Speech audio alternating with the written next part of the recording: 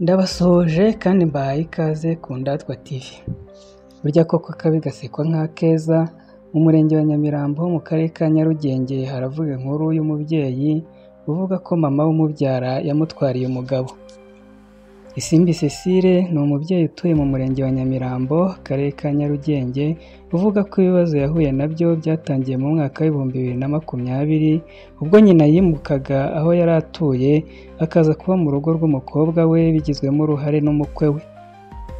Kuva ubwo ngo umwanya yari afite mu rugo rwe yawimuyemo na nyina maze atangira gufatwa nk'umwana mu rugo. Cecile akomeza avuga ko nyina yaje kuba iwe amaze imyaka 5 abana n'umugabo we, ahamara imyaka 3 n'amezi 8. Muri iki gihe ngo nibwo yatangiye kubona impinduka mu mibanire y'umugabo we, aho yatangiye kubona inama yajyaga nawe, amafaranga yo guhaha yamuhaga ndetse no gutemberana byagiye bishira gahoro gahoro, ahubwo akagenda bikorana na nyina. Uyu mugore yavuze ko amaze kubona ibimenyetso yasabye umugabo we ko bakwicara bakabiganiraho amubera ibamba, nyuma amusaba ko basezeranye akaba yasubira kwibana nk'uko byahoze mbere, ariko nabyo uwo mugabo ngo arabyanga. Cecile avuga ko yashatse umugabo umurusha imyaka 20, bityo akaba ari mu kigero kimwe na nyina, ari byo akeka ko byaba byarateye aba bombi kwihuza, dore ko ngo iyo bajyaga ahantu aha abantu wasangaga bakeka ko uyu nyina ari we mugore w'umugabo we, naho we akaba umwana wabo, mu gihe abana yabyaranye n'uyu mugabo we bafatwaga nk'abuzukuru. Yakomeje avuga ko yaje kwigira inama yo kwahukana ku cyizere cy'uko umugabo yazaza kumucyura maze akaboneraho umwanya wo kugaragaza ikibazo cye, ariko agategereza agaheba, ahubwo agatungurwa no kumva nyina yarahise ataha urugo rwe akamusimbura, yitwaje ko yataye urugo akaba aje kwita ku bana b'uyu mugabo bakaba n'abuzukuru be. Ni inkuru yabo umugabo ndetse na nyirabukwe bamaganiye kure, bavuga ko ari ukubaharabika, bakemeza ko ahubwo uyu Cecile yataye urugo, ibyanatumye uyu mugabo yakagatanya y'agateganyo akaza no kuyihabwa.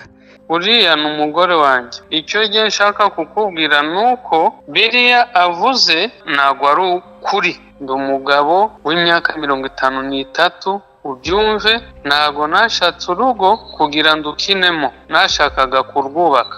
Usibye kuba ibi byaragize ingaruka zikomeye ku rugo rwe, ngo ni n'ipfunwe agendana kuko hanyuze hose bamuryanira inzara, bati nimurebe wa mugore nyina yatwaye umugabo.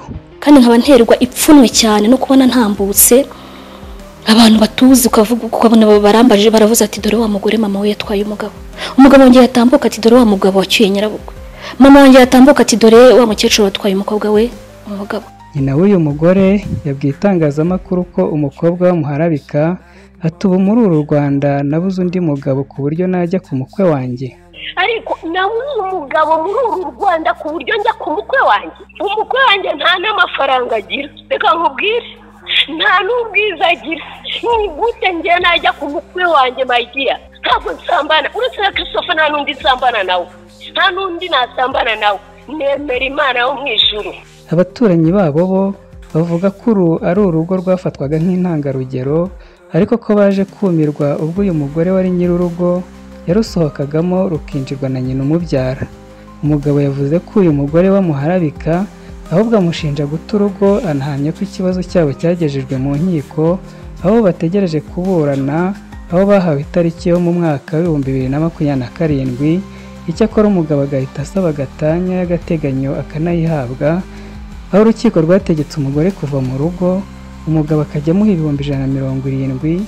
Abana babiri bafitanye, umwe w'imyaka 9 n'undi w'imyaka 5, bakagumana na se, ariko ababyeyi bombi bakagumana inshingano zo kubitaho no kubarera.